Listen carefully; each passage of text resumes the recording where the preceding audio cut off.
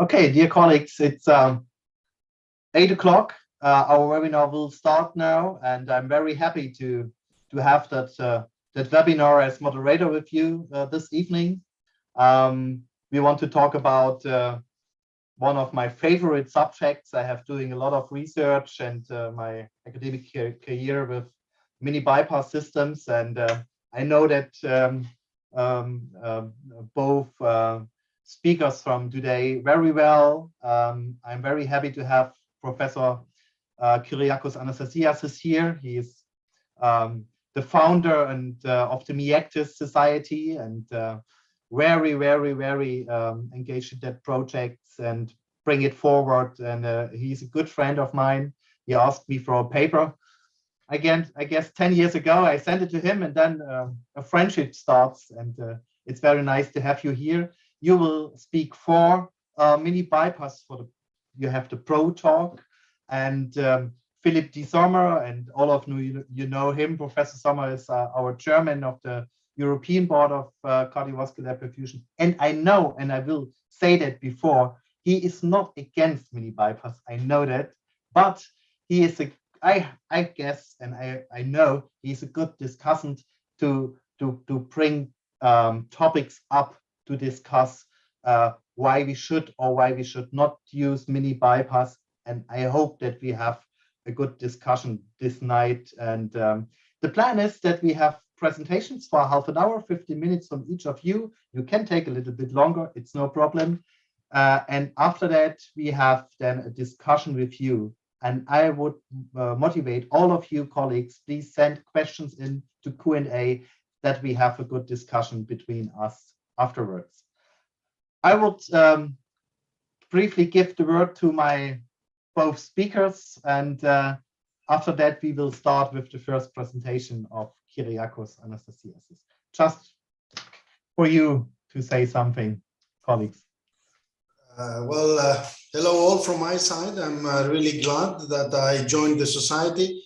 As Adrian has said, we know each other more than 10 years, and actually I have the same feelings for Philip de Sommer, who I also know him for a decade, and I believe, as Adrian said, we are allied on the same side, and what we would present today is data, and of course raise some questions, or maybe give a couple of tips or tricks or whatever people would need to be interested in this technology. Otherwise, I believe we are far away from the old days that we used to do debates between OPCAB users and MIAC, or between conventional and MIAC. Now, with the optimized systems that everyone is using, I believe we are very close about optimizing perfusion. So thank you for inviting me, and I hope we will have a striding discussion afterwards. So good evening also from my side to all colleagues, because I've seen we have colleagues all over the world. So I'm very happy to see you all here, and I'm certainly happy with the invitation from Dr. Bauer to come and to speak tonight. First of all, because Professor Anastasiades is here, and I know he is someone who can bring things forward in a very enthusiastic way, but also a very scientific way, and I'm looking forward to his presentation. I would like to express that of course I will be the lawyer of the devil by means of speak, but that not necessarily means that I would be really against the technique. So let that be clear from the beginning. But I really hope that we can have a fruitful discussion, because these type of webinars, the main purpose is that we could have a sort of chat like you would have after a convention at the bar, where you can speak openly and freely, and you can ask whatever question you want. And if we know the answer, it will be our pleasure from all three of us to answer it. Thank you, Philip. Thank you, Kyriakos. And now I would say it's your presentation, Kyriakos, and I would ask you to start your presentation.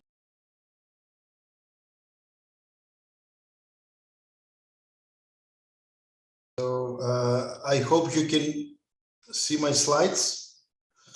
Right, so what I will try is to bring forward the message of MIEC and why we believe minimally invasive extracorporeal circulation is valid for daily practice. I will start with what Adrian Bauer has brought up forward, our society, which is a multidisciplinary society dedicated to minimally invasive extracorporeal technologies. What actually first did is try to define what is this technology and how we can name it. And of course, the acronym MIEC stands for minimally invasive extracorporeal circulation. So what MIEC incorporates is something certain. So there has been a lot of custom-made design before the era of MIECTIS, but after that, when you want to claim that your circuit, your system is a MIEC, it should have these main components and additional components that we have defined as a society. And what we also did from the first beginning in our consensus meeting is that we defined that MIEC represents a strategy, is not just a circuit, and for this reason, a multidisciplinary teamwork approach is mandatory. So circuit is the base, is something that actually refers to a perfusionist system, has all the peripherals, and the strategy with all the techniques that we use make it as a multidisciplinary MIEC procedure. So what's the need for incorporating MIEC in our practice? We all know this landmark paper from John Kerkling 40 years ago, and actually what it brought up in the literature is the damaging effect of cardiopulmonary bypass, that we all know that they have clinical outcome regarding organ dysfunction and sometimes death.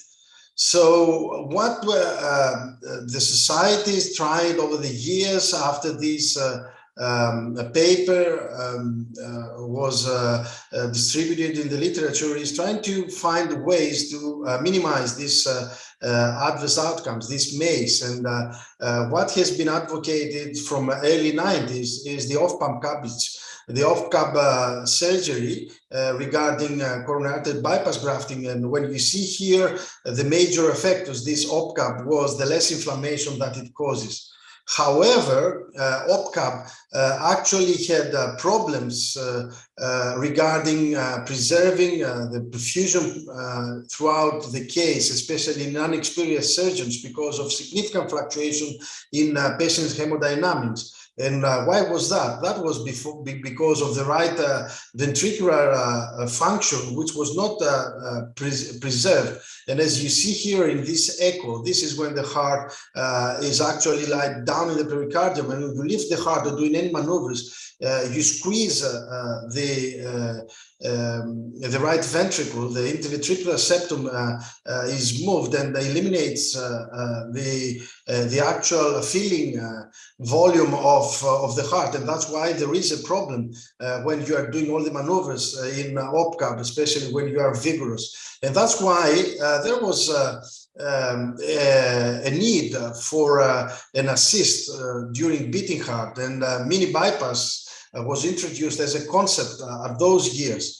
But throughout the years when OPCAB was actually picking up, the very best, the very elegant randomized control trial that tried to introduce the concept and the best approach with the OPCAB actually found out that there was a worse composite outcome. That was the Ruby study. And as you see here, the very early result, about 1 year composite endpoints and death was not good regarding OPCAB. And that was actually repeated with other meta-analysis of randomized control trials with, which confirmed that graft patency and mortality is worse when you are using OPCAB technique. And for this, as you see here, the popularity that started from 90s, in 10 years plateaued and then started to come down, and also some voices were raised about abandoning this technique because it's not easy to utilize. And after having some discussions that this is not actually what we should, let's say, go for, the late results of Ruby study showed that also in a late follow-up, more than 3 years, there was no reduction of operative risk, but at follow-up, there was excess mortality and higher risk of repeat revascularization. So for this, as you see here, this is the Western countries.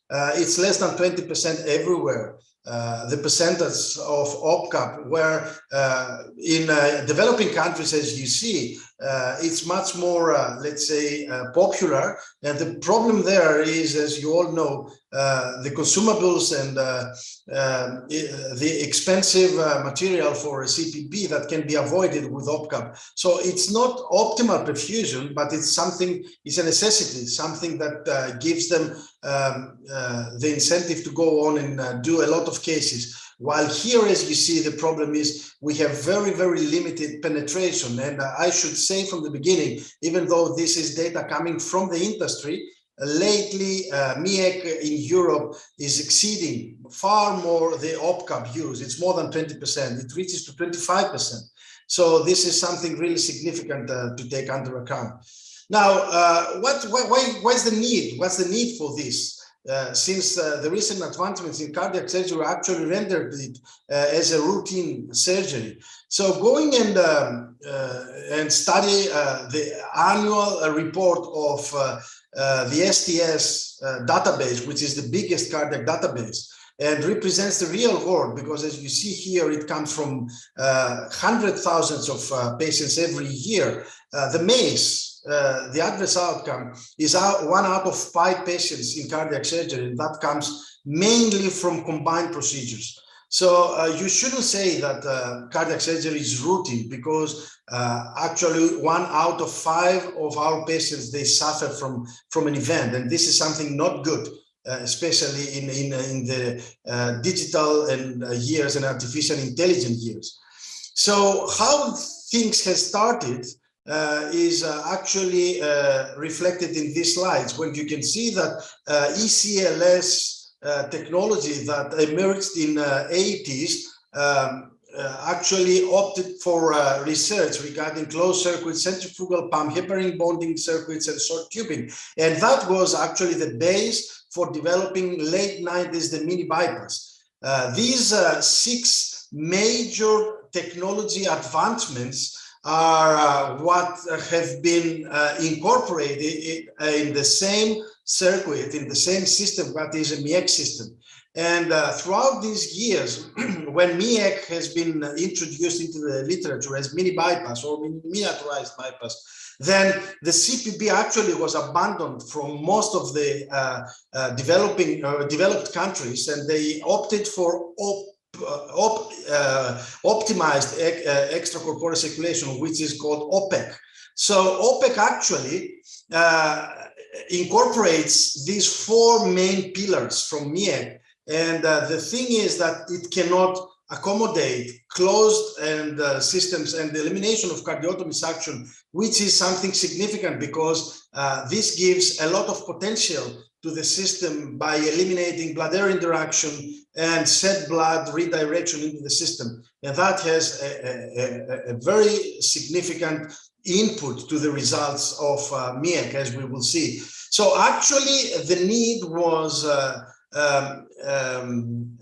captured in this saying that the goal of more physiologic perfusion in the modern era of cardiac surgery is mandatory. That's why we needed MIEC, and MIEC actually prevailed in most of the centers that are advanced in perfusion technology.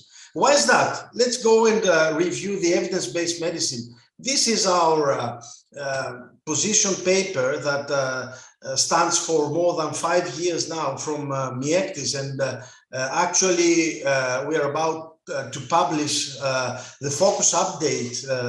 Probably next month it will be published in Perfusion Journal. It's accepted, so you will find the latest data from our position paper. However, the data were not much different. They haven't been changed. And as you see here, class 1 and level of evidence A comes with MEAC regarding hemodilution, hematocrit, red blood cell transfusion, atrial fibrillation, renal function, improved myocardial protection. Whereas class 2A and level of evidence B is for inflammation, gaseous microembolism, and neurocognitive function and organ function. So these results come from a very big meta-analysis, and the biggest, which is this analysis found out that there is not only advantage regarding postoperative outcome, but also for death, which is the hardest endpoint that you can find. And the more cases you do, the more survival advantage you find when you're using MEAC. Going to other meta-analysis as this one, which actually compared OPCAP to MEAC, what it found out is that MEAC achieves clinical results comparable to OPCAP. That exactly is our goal, how we would avoid the CPB effect, as I have mentioned. And if we're going to see the biggest network meta-analysis, actually referring to more than 22,000 patients, what you will see here is that MEAC is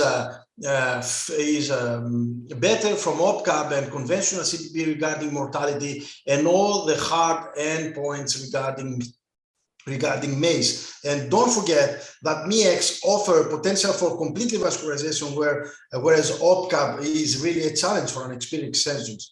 All these results can be reflected in this slide, when you would see that these are the two biggest meta-analyses, OPCAP versus MEAC and conventional CPB versus MEAC. And as you see here, all the biggest randomized control trials are either this side or this side of the axis. That means in the yellow era, where is MEAC, when non-MEAC stands, either OPCAP or conventional, there's no study here. So these reproduced results are what give us the optimism that MEAC actually is good, because there is none case so far, there is not even one study in the literature indicating that MEAC is worse, either from OPCAP or from conventional CPB. And this is something significant that you should take under account. So to say that, which is the bulk, which is the major breakthrough that you can find when you're using MEAC? Is it to the average patient when you operate a young chap doing Lima LAD with 10-15 minutes actually CPB or OPCAP, or it's someone else? Well, I would say that the major benefit is the high risk cases, as we defined that is the compromised LVF, all elder age and a lot of comorbidities, high Euroscore. And that was, as you see here, actually confirmed by modern studies that say that octogenarians are doing better when they are operating on MEAC. And why is this? This is because, as we have already mentioned, MEAC creates conditions as an off-pump surgery. So actually eliminates or reduces a lot the postoperative adverse outcome coming from CPB. So regarding mix and MEAC, absolutely necessary. When you want to claim that you are doing minimal invasive cardiac surgery, you need to have perfusion on board as minimal invasive extracorporeal circulation, because that promotes, as we see here, fast track anesthesia, reduced bleeding, blood transfusions, and also postoperative outcome. So this is the major data that comes from the literature, and that have been incorporated actually in the guidelines. And every 2 years, as you see, there is another guideline comes up in the literature confirming these results. That was the first joint EACTS and EACTA guideline, surgeons and anesthesiologists, that for the first time found out that maintenance of hemostasis and minimizing blood loss favors MEAC. That means when you're using MEAC, you have less blood problem. 2 years after, EACTS, EACTA, and EBCP proved that MEAC increases biocompatibility. So that was another major issue that came into the literature. And 2 years after, last year, The joint STS, SCA, AMSECT, and SAMB Blood Management Society of America actually confirmed that the best strategy for PBM is MEAC. So all guidelines, contemporary, especially the joint ones, confirmed the result coming from the data in the literature. For this, what society opted to is a big trial, as COMICS trial, wanted to prove that this data would actually be confirmed from the biggest randomized controlled trial ever in cardiac surgery for this topic. The thing is that after having more than 1,000 cases, the COVID situation, the non-funded trial, and also the OPEC that has been used as a control and not the conventional CBP, that means we had reduced postoperative MACE, made COMICS to stop. And for this, we will have results. Probably we will announce the first results in a couple of months in our society symposium. But what we are about to launch immediately before having the results, or before knowing, since there has been no interim analysis, is the new trial, which is actually a real-world trial comparing MEAC to the optimized sec with OPEC and having a more realistic target regarding postoperative adverse events. So MEAC has started, and we hope in the next couple of months to launch the new trial that in 3 years will actually have the result that we need to confirm the guidelines. So what's the rationale? The rationale behind this is, first of all, as I have said, PBM, patient blood management, that is preserved much better with MEAC, and for this, goal-directed perfusion is much easier to be the target and to be used when we are having perfusion. The second is coagulation, as you see here, which actually gives us the base for having much less problem postoperatively regarding bleeding and coagulation issues. Third is end organ protection coming from perfusion, as you see here from Adrian's paper, and also from Wiesenach's paper, where you see that perfusion pressure is much better when you're using a closed system, which is a MEAC, and with much less norepinephrine consumption. Third is microcirculation. As you can see, MEAC actually reduces hemodilution, and for that reduces microcirculation perfusion and has faster recovery in microvascular perfusion. Actually, we are doing a lot of research in microcirculation in my institution, and hopefully we'll have results, but I can tell you that the preliminary results are astonishing regarding how much better microcirculation integrity comes with MEAC use. And why is this? Why perfusion is much better? I want to emphasize this, even though I will have some extra time. But look at here, when we are measuring interstitial tissue oxygen tension, which reflects adequacy of regional tissue oxygenation. When we're going on CPP, things are good when the device is picking up. But look what happened with the conventional CPP after having reperfusion. It's a detrimental effect of perfusion of end organs, remote perfusion, and that goes up to the recovery 12 hours postoperatively. So actually this area here is what you gain when you are using MEAC, when the patient goes at the end of surgery in ICU, and you have a very nice interval here when you can have fast track extubation, and this is why we have much better postoperative course.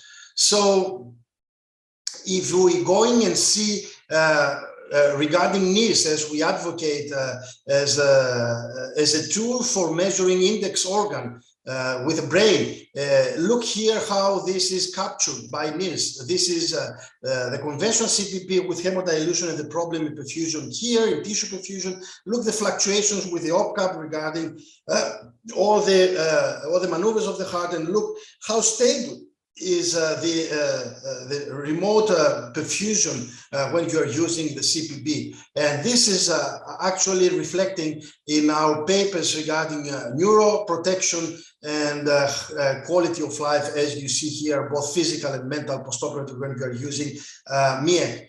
So regarding applicability, I would say, as you know, that with the type 4 contemporary hybrid modular systems, you can actually do the full spectrum cardiac surgery, because there is no problem regarding volume management, error treatment, and blood salvage in all case scenarios. And that has been confirmed and actually promoted by other big series. And if we go and see why is this, I will give you some data about safety, as we have presented in the literature, studying more than 10,000 articles. And what we found is that there are 14 articles with some problems in MIEC, and the problems were actually before the hybrid systems, air entrapment and nothing else, and no clinical complication, no problem at all. And most of these 7, nearly all, they come from this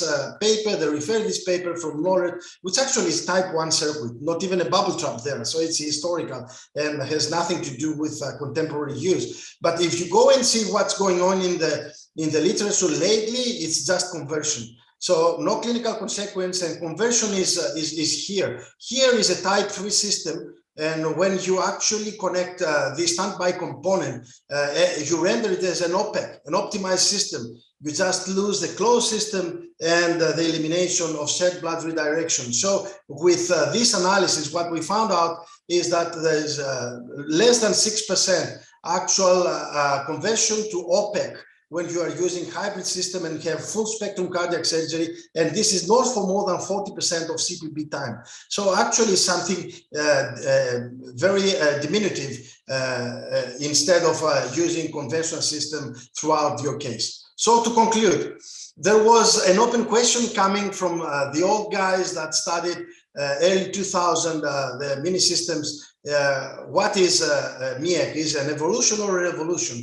So Adrian Bauer, myself, and a couple of other guys replied that this is a revolution in perfusion. And why is this? Because evolution in perfusion actually opts for physiologic perfusion. And what I would say, and stop here, is for me, minimally invasive extracorporeal circulation is the state-of-the-art perfusion, because actually it optimizes perfusion. It is more physiologic because of microcirculation, perfusion better of end organs, and outcomes that comes with the intrinsic characteristics of the system. So with this, I want to invite you all to either join on site or have a virtual participation to our next symposium from Cyril Serik, our President's Society, next June from Canada, and also join us as a member of MIECTIS.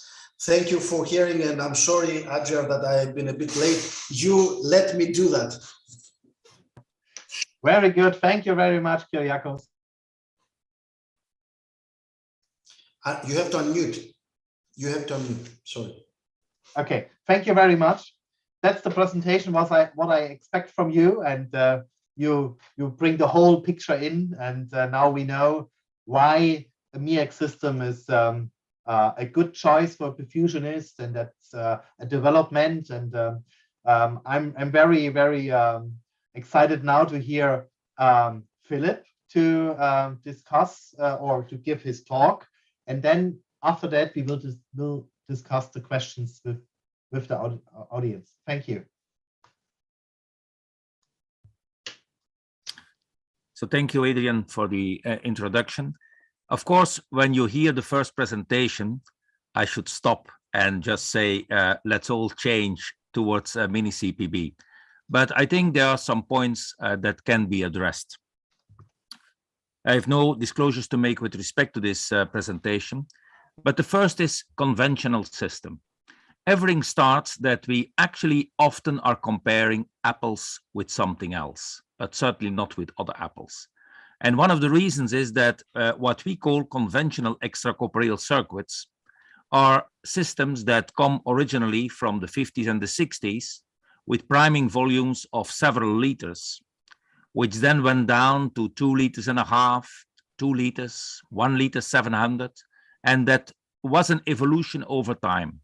But it also was the basis of where we are today in perfusion, because it allowed a lot of flexibility. Things could be changed everywhere in the circuit, and that brought some advantages for users and surgeons. In opposition, we have a miniaturized extracorporeal circulation, which is smaller, as you can see. It has less components. There is sometimes, or in many cases, even no venous reservoir. We have an arterial filter and we have the oxygenator. Now, if we look to both, then we could say that if you have a mini system, that actually your choices are also limited. But we have to admit they are limited to the best standards. What do I mean by that? We all know that priming volume is getting important, and you have a fixed priming volume, small priming volume with the mini system. We know that if you have a prolonged operation, that centrifugal pumps might have a benefit, certainly if the operation would last more than 4 or 5 hours. And you're forced to use not only a coated oxygenator, but also a coated tubing set. And finally, you're obliged to use separation of wound blood. All of these items have indeed been proven, as you could have seen in the previous presentation, as being beneficial for the patient. Now let's talk about conventional systems. Well, a conventional system gives you a free choice of components. And as I will explain later, maybe this can be sometimes an advantage.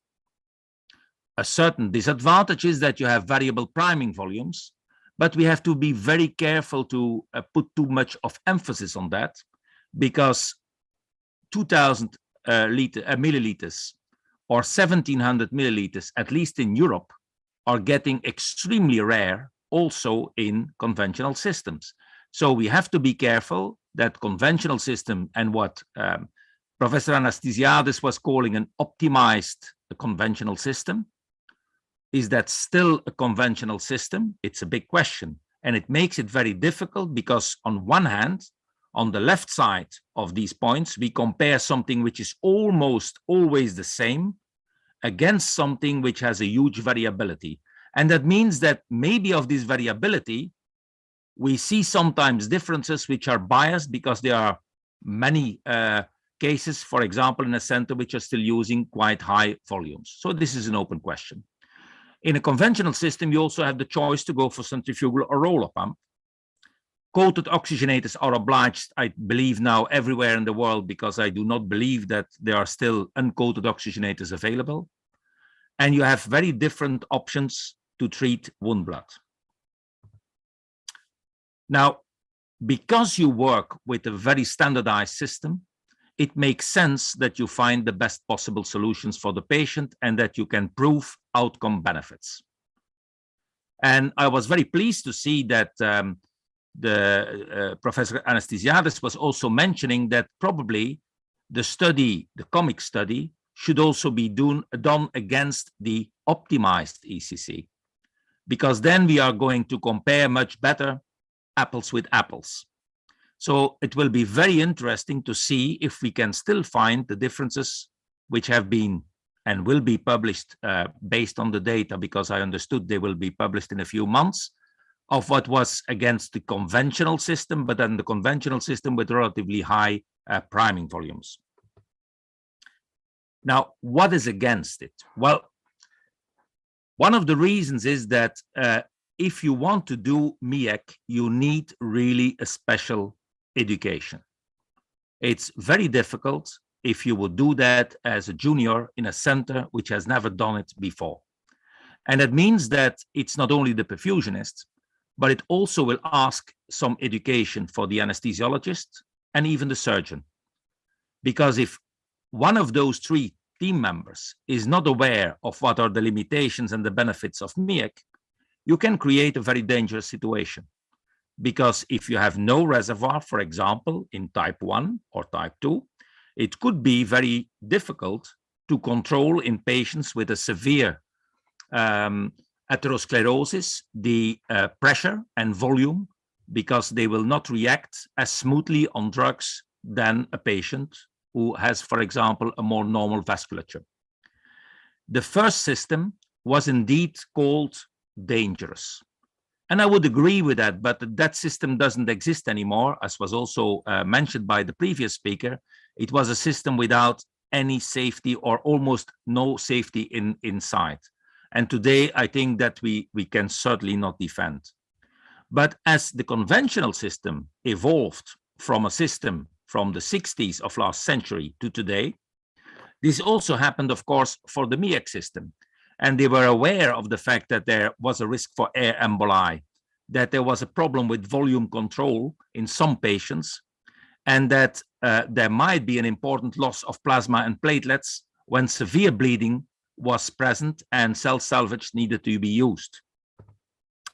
So the next system was actually adding the safety. And today, I think we can no longer say that a MEAC system is an unsafe system.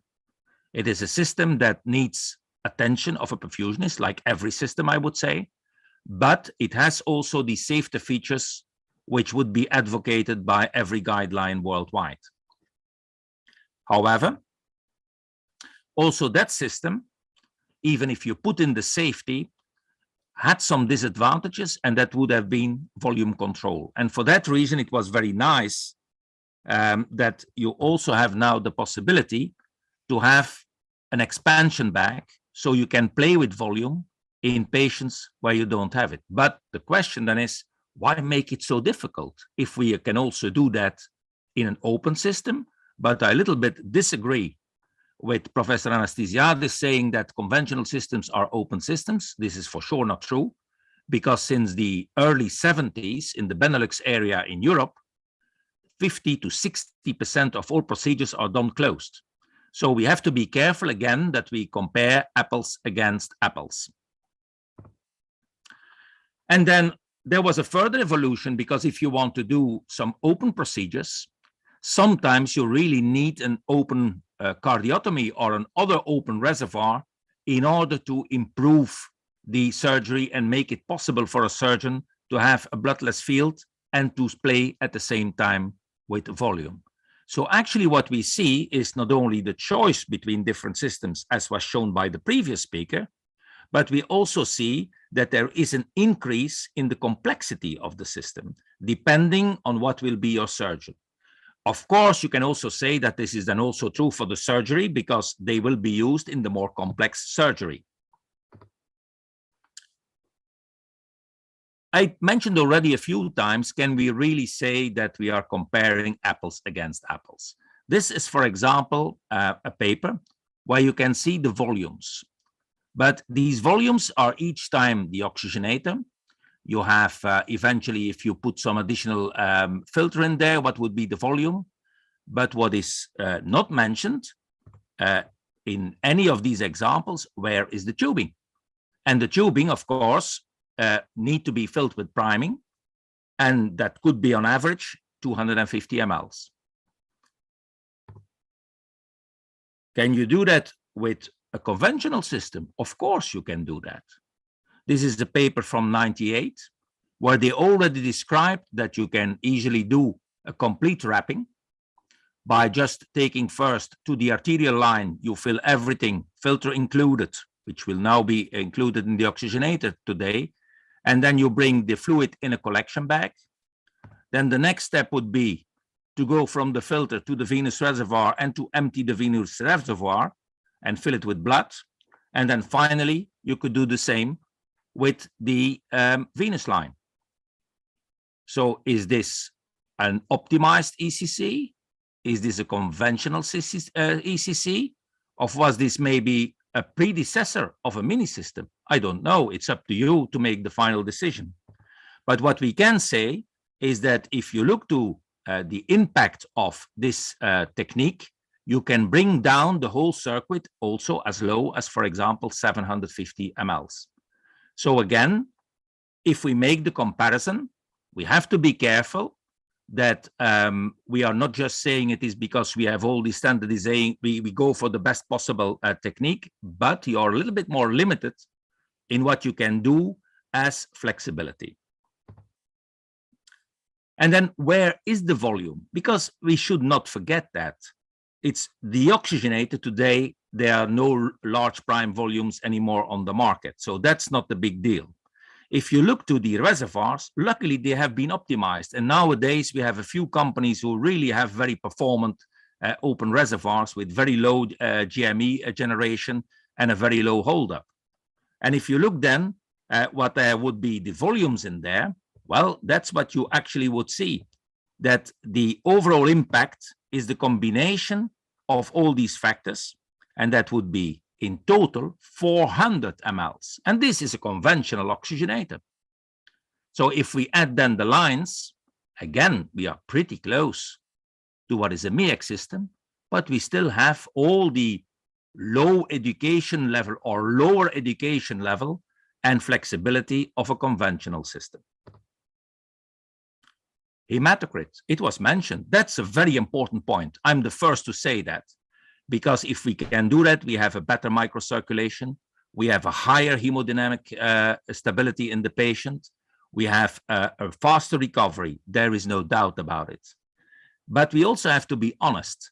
This is a publication from 2005, and this was shown at that time in a relatively large population. What was the average hematocrit? As you can see here with the conventional system, it was around 23. But if we compare that today, we also have to be honest. And this is a study from 2013. And as you can see with conventional systems, you have a hematocrit around 30. So again, is that worth the fact that you're forced inside this very defined system with a high education level? We can discuss it. And then there is a new aspect. We all know that cardiac surgery is in the corner where the beats are given. We have to fight against interventional cardiologists. We have to optimize all our systems. And that means also that the patients become challenger and more challenging. So we need to find ways in order to address this. And of course, mini systems could that be, but the mini system is a relatively standardized system. And the question is, if you have a very small lady, shouldn't you be not even smaller than a mini system? And this was brought forward by this group from the States, where they say, well, maybe you need to have a certain flexibility in the system that you can bring further down depending on what type of patient you have, in order to adapt the system and make it only almost patient specific. And as you can see, also the group from Marco Ranucci, when they are using conventional systems, they get very low priming volumes just by using the techniques I was mentioning and still have the flexibility to make rapid changes. Is that better or not? I hope we can discuss that after this presentation. But what is for sure, that if you do that, whether you do it with a MEAC system, whether you do that with an optimized ECC, you have big advantages for your patients. As you can see here, complexity is increasing everywhere, but it's also clear that we can have a higher hematocrit. As you can see here, more patients are in a higher group of hematocrit, and you will have, because of this higher hematocrit and of course also a good flow, you will have a reduction in renal injury. But what about then the pericardial aspiration? Also there, it's quite obvious, and there is extensive literature that shows that if you can separate this blood, that you have a benefit. And I can tell you that that is for sure. It's also my personal experience. You have a major benefit for the patient. However, we see that even if this is available also in conventional system with separated reservoir, so you can keep this blood apart from the beginning and then have a cell salvage, yes or no, that this apparently seems to be a barrier for many people because they find it complex. And so we come back to the fact that apparently some people are not so eager in doing the effort in using the best possible techniques. And that's a little bit of a pity, because we can do it again with both systems. The only advantages of a MEAC system If you have a bad day because you didn't sleep very well, you're still forced to do that in the best possible way. In this system, of course, you have the flexibility to decide whether you will open it and bring all these negative aspects inside the circulation. On the other hand, however, we also have to admit that there are cases where we have severe bleeding, and I mean really severe bleeding. If you then cannot recuperate the blood in its full form, although it's harmful to the patient, probably if you would only wash it, you will need huge amounts of cellular components, being platelets and plasma factors, by plasma in order to compensate for that. And then is the question, what was the less or the least harmful for the patient? So what should we change in a conventional system to get closer to a MEAC system? Well, place the oxygenator at a higher level, use vacuum assist or kinetic assist, shorten further your lines, and use eventually reservoirs which allow you or have a separate reservoir for cell salvage. Because what is the reality is that where the mini system started very simple, it actually evolved to an adult system, and by adult I mean a mature system with a lot of possibilities. But on the other hand, we also have to say the conventional system, which was initially a large, huge machine with lots of volume, lots of surfaces, also evolved to a much smaller machine with a lower volume and the same capabilities. So then the conclusion is mini CPB and conventional systems are both more optimized today. And we see that this evolution is even going on towards the future. But mini CPB has certainly the advantage that you are forced to work according to the best perfusion standards, as was also witnessed by the recent guidelines which were published. But we have to say that if you can do the same with the conventional system and have probably a little bit more flexibility, but the expense will be that you have to require or to use much more intellectual effort in order to achieve the same results, which is not always very easy to do. But both systems can reduce hemodilution, and both systems can in or exclude pleuropericardial aspirations. So I hope now really that we can have a very extensive and good discussion, and I'm sure that we will hear pro and cons also from all of you who are listening and can probably tell about their own experience. Thank you so much. Thank you very much, Philip, for that presentation. Very interesting, and yeah, I think you bring up the right questions to the audience, and I hope we have a lot of answers from and questions from our colleagues. But first of all, I want to ask you, Kyriakos, do you want to give one or two comments or answers to Philip? Well, I will stay with my initial comments that have been confirmed by Philip, that actually it is unanimously admitted nowadays that, let's say, the more physiologic perfusion that you might have is MEAC. Though it is demanding, it needs intellectual effort, it mandates a meticulous surgeon and also a skillful perfusionist. I go with all this. But anyway, I would definitely be favoring someone who is using optimized ECC nowadays. And this is something for me that can be attributed to our efforts towards striving for MEAC, because with the optimized ECC, actually you are getting some of the advantages, not all of them. And to comment what Philip has said, okay, I'm going with PBM.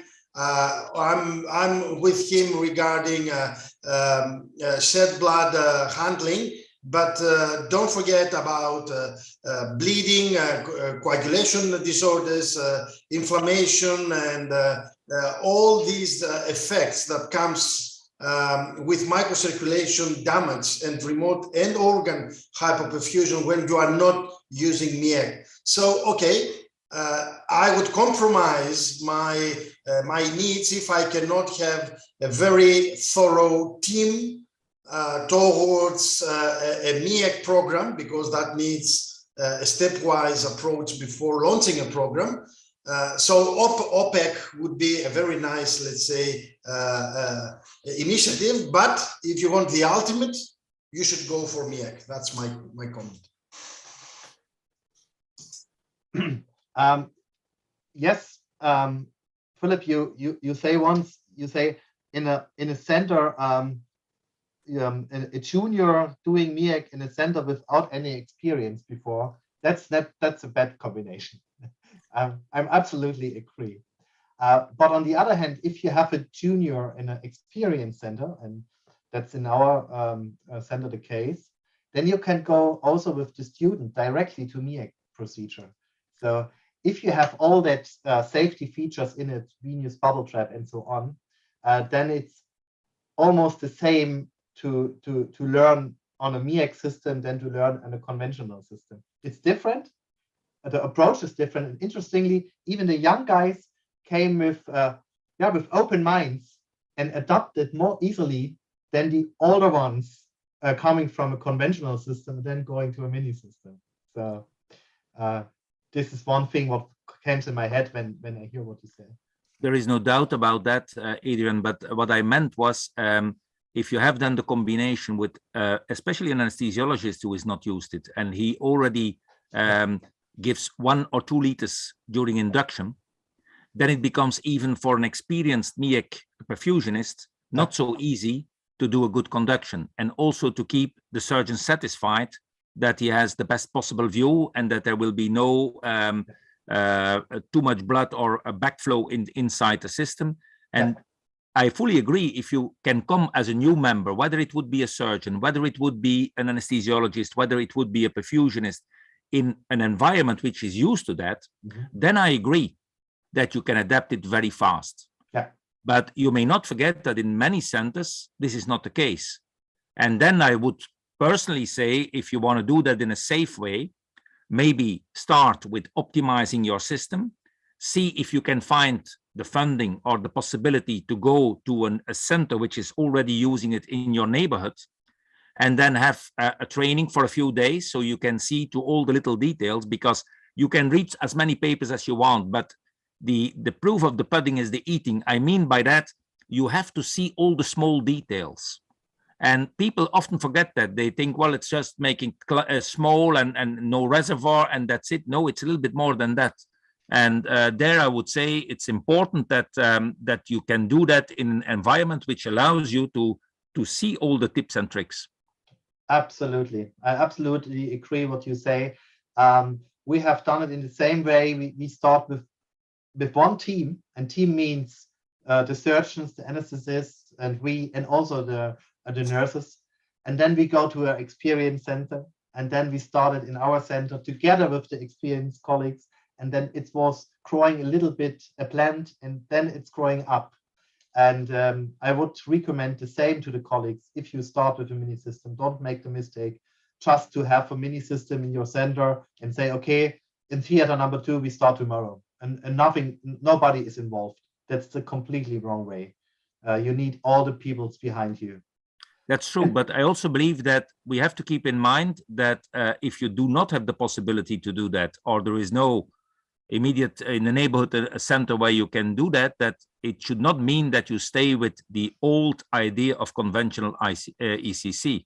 And there I believe that you should try already to shorten lines, eventually to hasten your oxygenator, to use some kinetic assist. I mean, vacuum assist is not very expensive. Kinetic is a little bit more expensive, but I mean, there are already a lot of steps you can do, and you can see also from the data that people are more and more evolving in that direction. And probably at the end, we will have a hybrid system, which is incorporating the best of 2 worlds. Absolutely. And competition stimulates business, and that competition between the MEAC perfusionists and the improving perfusionists improve patient care. And that's must be under the line at the end of the day, the most important thing. Absolutely agree. I want to put up some questions from the audience. or also comments, the eye of the needle is and remain the surgeon. And some of you know it probably. The surgeon was today pro and the perfusionist was against or contra. So in that example, you can see it can be also going that way, even when you make it in a scientific way and when you have data behind it, and then you can also get your surgeons or your anesthetists behind you, just as comment. But I agree that's the eye of the needle. Yeah, I agree with that, of course. So we have also questions. One is, since we don't have venous bubble trap available here is something in the world, I don't know exactly where, but do you think if we can use regular arterial filters or on venous line for that purpose? Just put an arterial filter on the venous line. What do you think? Of course not. I mean, it's something obvious because arterial filter is something different. I mean, it can accumulate some micro bubbles, but here, when we have in the venous line, you can create a huge hell when you don't have a bubble trap that can, you know, remove all the air coming, and sometimes it keeps coming. That's why we convert when we have the hybrid system. So definitely not. If it will be, let's say, a very easy case, you can do it. But again, it is very dangerous. So don't do that. I mean, I shouldn't recommend at all. I would say the same. If you have a massive air incoming at the venous line, which can happen, the arterial filter is full of air and you will never get it clear. That's dangerous. Please don't do that. No arterial filter on the venous line. But I do understand if you don't have a venous bubble trap, but because there's another, we have the same problem with our systems, and then I buy our venous bubble trap by a different company, and it's possible you can contact me directly and I can give you a number, article number or something. Okay, there are more questions from Sedat Gündener. Which cardiac bleacher solution we should prefer in MEAC system? Which one is the better? So I didn't get the question. Which cardiac bleacher solution should we prefer in MEAC system, and which one is the better? I would say the most compatible or the ideal is microplegia. Any kind of, it is actually very concentrated potassium, magnesium, and you are utilizing autologous blood, nothing else. So if you want to use any other regime, you can use, but then you need to find ways to extract the extra volume that you are using. So there are a couple of tricks that you can utilize. For example, take all the blood out of the coronary sinus by putting a vent there and suck all the blood coming out. Or you may use a hemofiltration throughout the case, the drying up your patient, or any kind of modifications, especially when you are using minimal invasive cardiac surgery and you want to use, for example, Del Nido or Brett Schneider. It's okay. But again, as I say, this is a step ahead. So start with mini plegia. That is easy, very compatible, and no problem with MEAC use. Yeah, I would also agree on that. And for me, it's important that that no volume will be added with the cardiac bleacher, because with a closed system, it's very difficult then to perform the perfusion, even if you have a lot of volume like custodial or something else. So low volume cardiac bleacher in the best case, blood cardiac bleacher, or what you mentioned. That's a good thing. There's another question from Ines. She asked us whether it could be a good idea to use a MEAC system also for lung transplantation instead of conventional VA ECMO. Well, what was the last part of the question? Yeah, using of a MEAC system instead of a VA ECMO in lung transplantation. I guess they are using VA ECMOs for lung transplantation. Could it a good idea to use a MEAC system? Well, MEAC is an ECMO anyway. It's it's an advanced ECMO system by definition. So when they are using ECMO, why they shouldn't use a type 3, for example, which it will give them a lot of flexibility even to handle volume or having safety with the venous bubble trap. So yes, absolutely. It's ideal to do transplantation on MEAC because that reduces all the postoperative problems like bleeding, coagulation issues, transfusion, inflammation, and so on. So yes, absolutely. Yes, yeah. I think there is another advantage of using a MEAC system above an ECMO system, and that's the fact that in the MEAC system you have a microporous membrane and no dense membrane. So you can also use volatile anesthesia, which also have been shown that it could be beneficial during reperfusion of the organ. So that could be another reason to switch from ECMO. And I think at the end, it also will be cheaper, which is also not unimportant nowadays. Correct. Oh, also very interesting. That's true. Yeah, very good. There's we almost at the end of our time, but I will have 1 or 2 questions to forward to you. One is from Gerdy.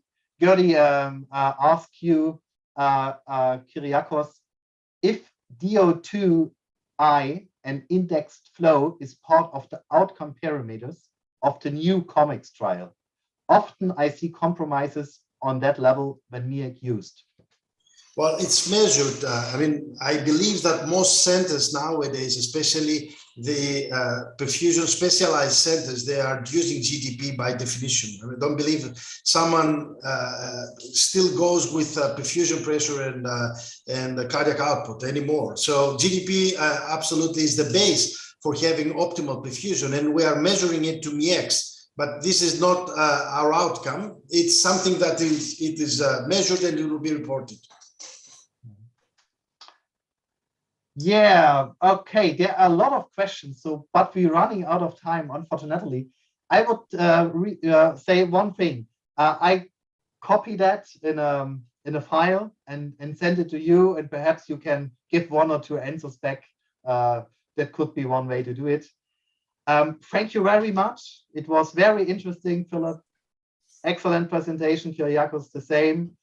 It was a very, very good session, and I hope we're coming forward with that very good topic, and we bring it more up in the clinical routine, because we have a 2A recommendation. You mentioned that before, and we can do it if we are in the right education and we go in coming with the right background and the team approach to that procedure.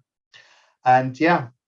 Thank you for that. I have 2 announcements. One is on the 18th of May, we have our Eurofusion webinar, and for this time, Serbia is the webinar, and I'm very excited to see that webinar in a couple of weeks, in 4 weeks.